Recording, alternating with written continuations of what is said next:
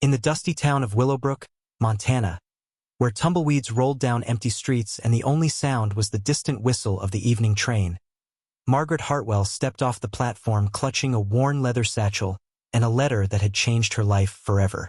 She was 26 years old, auburn-haired, and carrying secrets heavier than the trunk being unloaded behind her. The advertisement had promised a new beginning, a husband who needed companionship, and children who needed a mother. What it hadn't mentioned was the silence that would greet her arrival, thick as winter fog and twice as cold. Thomas Brennan stood in the shadows of the general store, watching this stranger who was supposed to become his wife. He was a man of few words, weathered by prairie winds and hardened by loss. His calloused hands trembled slightly as he observed Margaret's graceful movements, the way she adjusted her blue traveling dress and looked around with hopeful eyes. For 3 years, his homestead had echoed with emptiness since his first wife, Elizabeth, had died in childbirth, leaving him with 6-year-old Sarah, who hadn't spoken a word since that terrible winter night. Margaret's journey from Boston had taken 2 weeks, each mile taking her further from everything she'd known and closer to a mystery she couldn't yet comprehend. Her own past was a carefully guarded secret, the daughter of a wealthy merchant who had lost everything in bad investments. She had discovered her father's debts only after his sudden death.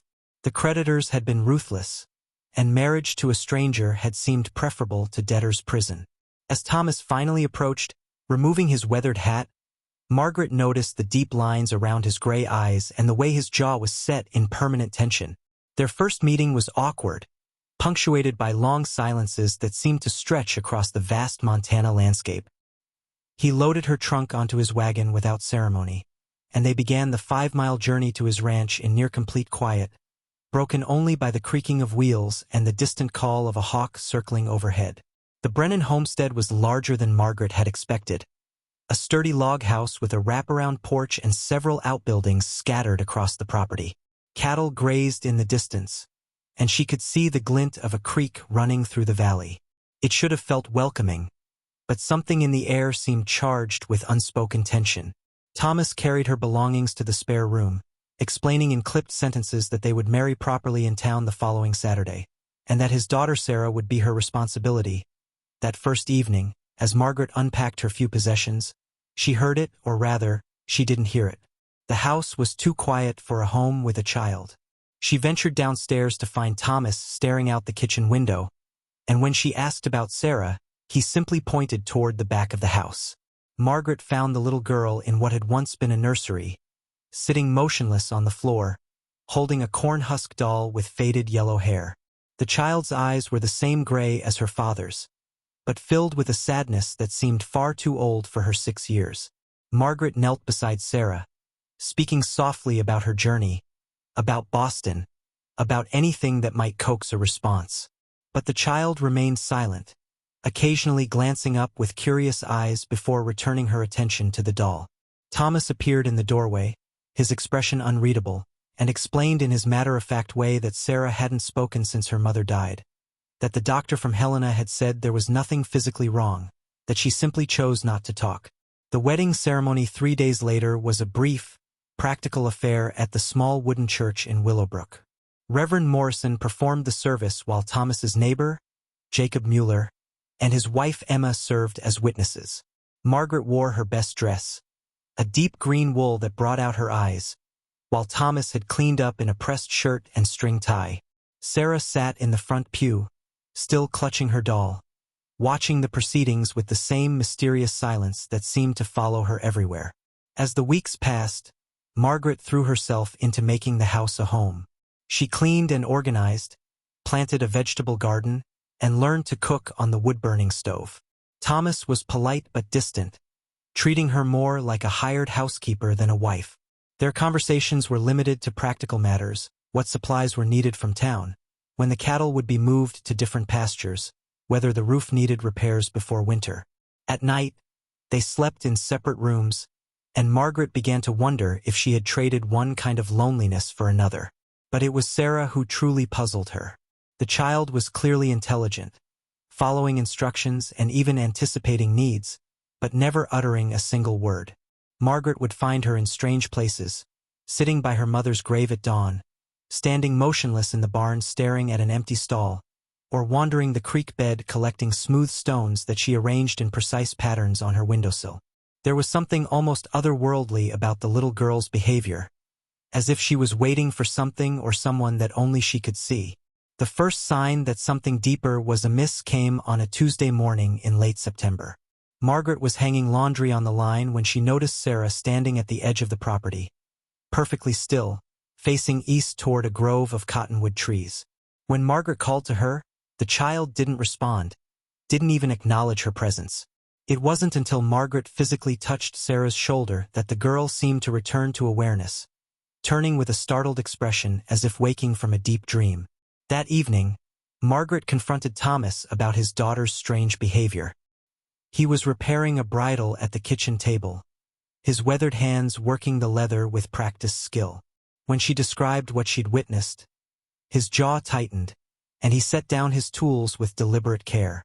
For a long moment, he stared at the wall where a faded photograph of a beautiful dark-haired woman hung in a simple frame. Elizabeth, his first wife, Sarah's mother. Thomas finally spoke, his voice barely above a whisper. Elizabeth hadn't just died in childbirth, he admitted. She had been acting strangely for weeks before the baby came.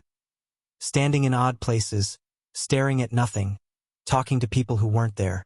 The doctor had called it nervous exhaustion, but the Crow medicine woman who sometimes traded at their ranch had used a different word: haunted. Elizabeth had claimed she was being called somewhere, that something was waiting for her beyond the cottonwoods. The night she died, she had walked out into a blizzard, and Thomas had found her the next morning, frozen beneath those same trees where Sarah now stood watch. Margaret felt a chill that had nothing to do with the autumn air seeping through the windows. She pressed Thomas for more details, but he had retreated back into his shell of silence, muttering only that some things were better left buried with the dead. That night, Margaret lay awake listening to the old house settling around her, creaking and sighing like a living thing. She thought she heard footsteps in the hallway, soft and hesitant, but when she looked, she found only shadows dancing in the moonlight streaming through her bedroom window. The next morning brought an unexpected visitor. Emma Mueller arrived in her wagon, bringing fresh eggs and gossip from town, but Margaret could see the worry lines creased around her kind eyes. Emma had known Elizabeth well, had been present at Sarah's birth, and had watched the family's slow descent into sorrow. Over coffee, she revealed details that Thomas had omitted: how Elizabeth had started talking to someone named Clara in the weeks before her death, how she had insisted that Clara was calling her home, how she had begun preparing for a journey that no one else understood. Emma's voice dropped to barely a whisper as she revealed the most disturbing detail. Clara had been Elizabeth's twin sister, who had died at the age of 6 in a drowning accident back in Ohio. Elizabeth had never gotten over the loss, had always claimed she could still feel Clara's presence, especially when she was afraid or lonely. Emma believed that childbirth and isolation had somehow awakened old grief, causing Elizabeth to see and hear things that weren't there. But Margaret noticed how Emma's eyes kept darting toward the cottonwood grove, and how she hurried to leave before the sun began to set. That afternoon, Margaret decided to explore the grove herself. She told Thomas she was picking late berries, but her real destination was the cluster of trees where both Elizabeth and Sarah seemed drawn. The grove was beautiful in the golden autumn light, leaves rustling overhead and filtering the sunshine into dancing patterns on the forest floor. But there was something else there too, a sense of waiting, of presence just beyond the edge of perception. Margaret found herself walking in a slow circle, looking for something she couldn't name, feeling watched by eyes she couldn't see. It was then that she discovered the grave. Hidden behind the largest cottonwood, almost completely overgrown with prairie grass and wild flowers, was a small wooden marker weathered nearly smooth by wind and rain. Margaret knelt and traced the faded letters with her finger. Clara Brennan, beloved daughter, age 6. But that was impossible. Emma had said Clara died in Ohio, before Thomas and Elizabeth ever came to Montana. Margaret's mind raced with questions as she stared at the tiny grave. Why would Thomas bury a marker for a child who died elsewhere? And why had no one mentioned that Clara was buried on their land? The mystery deepened that evening when Sarah appeared in the kitchen doorway, still silent but carrying something in her small hands. She approached Margaret and carefully placed a worn photograph on the table. A picture of two identical little girls, perhaps 5 years old, standing in front of a wooden fence with their arms around each other. One of them looked exactly like Sarah, but the other had an otherworldly quality, as if she wasn't quite solid, as if the camera had captured something between this world and the next. Margaret studied the photograph, her heart pounding as she realized what she was seeing. The girl on the left was clearly Elizabeth as a child, but the other girl, Clara, seemed to shimmer slightly in the old image, her edges soft and indefinite. When Margaret looked up, Sarah was watching her with those penetrating gray eyes, and for the first time since Margaret's arrival, the child seemed on the verge of speaking. Her lips parted slightly, and she leaned forward as if sharing a secret, but no words came. Instead, she simply pointed toward the window, toward the cottonwood grove now shrouded in evening shadows. Thomas found them there 20 minutes later, still staring at the photograph in the flickering lamplight. When he saw the image, his face went white, and his hands shook as he reached for it. Margaret had never seen him display such raw emotion, and she realized that whatever secret he'd been carrying was far heavier than simple grief. He sat down heavily at the table, suddenly looking every one of his 43 years, and began to tell a story that would change everything Margaret thought she knew about her new family. Elizabeth and Clara had indeed been twins, Thomas began. Identical in every way except for one crucial detail: Clara had been born with a weak heart, a condition that left her frail and often bedridden. The girls had been inseparable despite Clara's illness, creating an elaborate fantasy world where they could always be together, where Clara's heart was strong and they could run and play like other children. When Clara died at 6, Elizabeth had refused to accept it, continuing to talk to her sister, to save food for her, to leave space beside her in bed for Clara's invisible presence. The family had moved from Ohio to Montana partly to escape the painful memories, and Thomas had met Elizabeth when she was 18, still beautiful but carrying a sadness that seemed to follow her like a shadow. She had told him about Clara early in their courtship, but he had assumed it was normal grief, the kind of loss that time would heal. They had been happy for a while, building their ranch, planning their future, and when Elizabeth became pregnant with Sarah, Thomas thought the new life would finally help her let go of the past. But the pregnancy had changed everything. Elizabeth began talking to Clara again, claiming she could feel her sister's presence growing stronger as the baby grew inside her. She would have long conversations with empty air, set 2 places at every meal, and insist that Clara was excited about becoming an aunt. Thomas had tried to be patient, assuming it was the strain of pregnancy affecting her mind. But as the due date approached, Elizabeth's behavior became more erratic and concerning. The night Sarah was born, during a fierce winter storm that had left them snowed in without access to the doctor, Elizabeth had labored for hours while talking constantly to someone Thomas couldn't see. She kept apologizing to Clara, promising that she would come home soon, that she just needed to make sure the baby was safe first. When Sarah finally arrived, healthy and perfect, Elizabeth had looked at her with wonder and joy, but also with profound sadness, as if she was already saying goodbye. Elizabeth had lived for 3 more days, just long enough to name the baby and whisper instructions that Thomas was supposed to remember but had tried desperately to forget. She made him promise to tell Sarah about Clara, to help her understand that love doesn't die just because the body does, and that sometimes the people we lose find ways to stay close to us. On the 3rd night, Elizabeth kissed her newborn daughter goodbye, walked out into the blizzard, and was found the next morning beneath the cottonwood trees, peaceful and still, with a smile on her lips as if she had finally found what she was looking for. Thomas had buried the truth along with his wife, creating the small grave marker as a way to honor Elizabeth's belief that Clara belonged there, with the family. He had never told Sarah about her invisible aunt, had tried to raise her as a normal child, but the silence that had settled over the little girl suggested that some connections transcend death and logic. Margaret realized that Sarah's strange behavior, her vigils by the grove, her otherworldly awareness, it all made a terrible, beautiful kind of sense. The revelation left Margaret reeling, but also filled with a strange sense of purpose.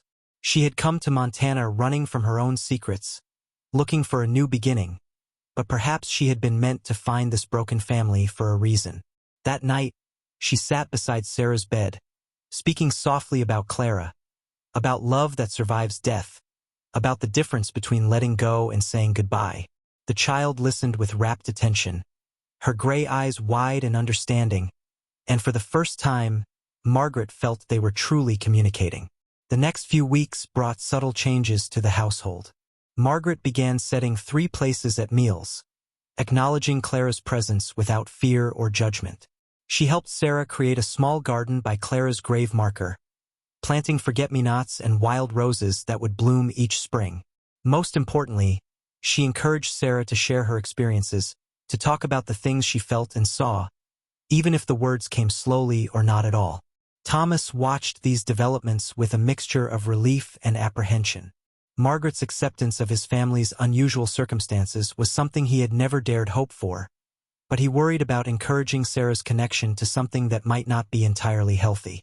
Yet he couldn't deny that his daughter seemed happier, more present, as if a weight had been lifted from her small shoulders. The house itself felt different too, less oppressive, more alive with possibility. The breakthrough came on a cold November evening as the first snow of winter began to fall. Margaret was reading by the fire while Thomas worked on ranch accounts and Sarah sat nearby, arranging her stone collection in new patterns. The scene was peaceful, domestic, the kind of evening Margaret had dreamed of during her lonely journey west. Then Sarah stood up, walked to Margaret's chair, and for the first time in 3 years she spoke. "Clara says you have a kind heart," the little girl whispered, her voice rusty from disuse but clear and sweet. "She says you understand about missing people. She wants to know if you'll stay and love me, even when I talk to her." The words hung in the air like snowflakes, delicate and miraculous, while Thomas dropped his pen and stared at his daughter with tears in his eyes. Margaret gathered Sarah into her arms, feeling the child's small body trembling with the effort of breaking her long silence. "I will stay," Margaret promised, her voice thick with emotion. "I will love you always, whether you talk to Clara or not. Some love is too strong for death to break, and some families are meant to include angels." Sarah relaxed against her with a sigh that seemed to carry 3 years of held breath, and Thomas crossed the room to embrace them both, his own walls finally crumbling after years of careful construction. From that night forward, Sarah began to speak regularly, sharing stories about Clara's invisible adventures, her opinions about Margaret's cooking, her excitement about the horses and cattle. The conversations were sometimes startling. Sarah would laugh at jokes only she could hear, or offer comfort to someone who wasn't there. But Margaret learned to accept these moments as part of their family's unique dynamic. Love, she realized, took many forms, and some of the strongest bonds existed beyond the boundaries of the physical world. Spring brought new life to the Brennan Ranch. Margaret's garden flourished, Sarah's laughter rang across the valley, and Thomas began to smile more often, the hard lines around his eyes softening with happiness. Margaret had found her place in this strange, wonderful family, had discovered that sometimes the greatest adventures come disguised as quiet moments of understanding and acceptance. She had come to Montana as a mail-order bride seeking escape, but she had found something infinitely more valuable, a love that encompassed both the living and the dead, a family bound not just by blood, but by the courage to believe in impossible things. The story of the Brennan family became legend in Willowbrook, passed down through generations as proof that love transcends all boundaries. Margaret and Thomas grew old together on their ranch, raising Sarah and eventually 3 more children, all of whom learned early that their family included an extra member who lived in the Cottonwood Grove and watched over them with invisible but unwavering devotion. And sometimes, on quiet evenings when the wind stirred the leaves just right, visitors to the ranch would swear they could hear the sound of children's laughter echoing from the grove, one voice clear and bright, the other soft as whispers, but both filled with the eternal joy of love that conquers death itself. As the years passed, the Brennan Ranch became known throughout Montana Territory as a place where miracles quietly unfolded. Margaret had transformed from a desperate woman fleeing her past into the heart of a family that defied conventional understanding. Sarah grew into a beautiful young woman who spoke freely of her conversations with Clara, never losing that otherworldly wisdom that had marked her childhood. She became a teacher in Willowbrook, known for her gentle way with children who seemed different or lost, as if she understood what it meant to live between two worlds. Thomas, once a man imprisoned by silence and grief, rediscovered his capacity for joy. He would often be found in the evenings sitting on the porch with Margaret, watching Sarah tend to Clara's garden while sharing stories with her invisible companion. The sight no longer filled him with worry but with wonder at the mysteries that love could create. He had learned that accepting the impossible sometimes led to the most profound happiness. Margaret never forgot the courage it had taken for Sarah to ask that first, trembling question, "Will you stay and love me?" Those words had changed everything, breaking through walls of fear and misunderstanding to reveal the truth that lay beneath. Love, Margaret had discovered, was not always simple or conventional. Sometimes it required embracing shadows along with light, accepting questions without neat answers, and believing in connections that couldn't be measured or proven. The Cottonwood Grove remained sacred ground for the family. Each spring, they would plant new flowers by Clara's marker, and each autumn, they would gather there to share memories and dreams. Sarah would speak aloud for Clara, translating her invisible presence for her parents, and Margaret learned to feel the gentle stirring in the air that meant Clara was near. Thomas built a small bench beneath the largest tree, where family members could sit quietly and feel the presence of love that transcended death. Visitors to the ranch often remarked on the unusual peace that seemed to settle over the property, especially near the grove. Some claimed they could see two little girls playing among the trees at twilight, one solid and laughing, the other shimmering like moonlight on water. The local Crow elders nodded knowingly when they heard such stories, speaking of thin places where the spirit world touched the physical realm, where love burned so brightly it couldn't be contained by the boundaries of life and death. As Margaret aged, her auburn hair turning silver and her hands growing weathered from years of ranch work, she often reflected on the journey that had brought her to Montana. She had answered an advertisement for a mail-order bride, seeking escape from creditors and shame, never imagining she would find a family that included an angel. The silence that had greeted her arrival had been broken not by grand gestures or dramatic confessions, but by a child's simple question about love and belonging. Sarah eventually married the young minister who came to serve Willowbrook's growing congregation, a man who accepted her stories about Clara with the same gentle faith he brought to his sermons. They built their own home on a corner of the ranch, close enough for daily visits but far enough for independence. Their children grew up knowing they had a great Aunt Clara, who lived in the cottonwood trees and watched over them with invisible love. Margaret and Thomas lived to see their golden anniversary, celebrated by the entire town of Willowbrook with a party that lasted 2 days. Sarah gave a speech that night, standing beneath lanterns strung between the cottonwood trees, speaking of the courage her stepmother had shown in staying with a family that came with an extra member. "Some people," Sarah said, her voice carrying across the gathered crowd, "are brave enough to love what they can't see, to accept what they can't understand, and to stay when others might have run." Margaret taught us that the strongest families are built not just on what we can touch, but on what we choose to believe. Thomas passed peacefully in his sleep one winter morning, holding Margaret's hand as snow fell gently outside their bedroom window. Margaret lived another 5 years, spending her final days in the rocking chair Thomas had carved for her, watching Sarah's children play in the grove where Clara waited. On the evening she died, Sarah swore she saw 3 figures walking together toward the cottonwood trees, Thomas supporting Margaret on one side, and on the other, a little girl with shimmering edges who had been waiting patiently for 70 years to welcome her sister-in-law home.